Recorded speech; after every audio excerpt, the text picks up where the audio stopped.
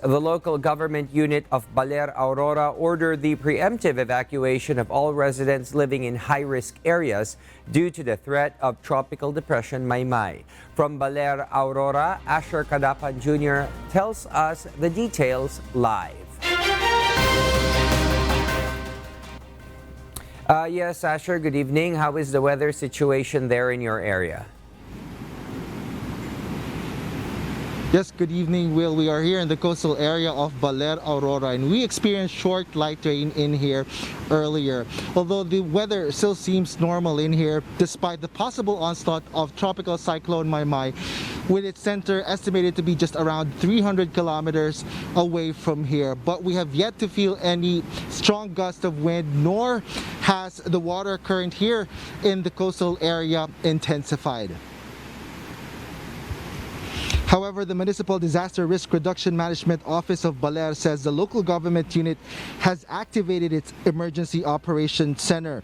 This is to ensure safety of concerned residents, as Baler has a long coastal line facing Pacific Ocean and is prone to storm surge. Baler MDRRMO Officer in Charge Hector De La Torre Jr. says 4 barangays are usually most affected by such occurrence.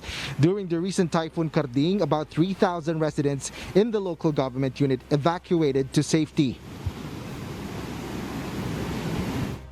Unang-una, ang Baler po kasi is a catch basin po yan, ano. So napaka-prone natin sa flooding. Likewise, kung may bagyo siya, yung storm surge.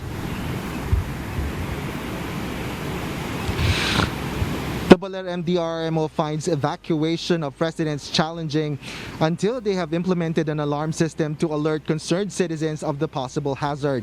Despite this, the LGU calls for early evacuation of affected residents prior to the possible onslaught of tropical cyclone. Kung sa palagay natin ay hindi natin kakayanin or mahihirapan po tayo, ano, pinakamabisa po at pinakamatipid na paraan para mailigtas natin yung sarili natin is mag-evacuate po tayo sa pinaka-safe na lugar po. Well, the municipal government of Baler has assured that they have already pre-positioned equipment or their response personnel, their vehicles, food and medicine should situations escalate. That's the latest. Back to you, Will. Yes, thank you, Asher Kadapan Jr. reporting live from Baler, Aurora.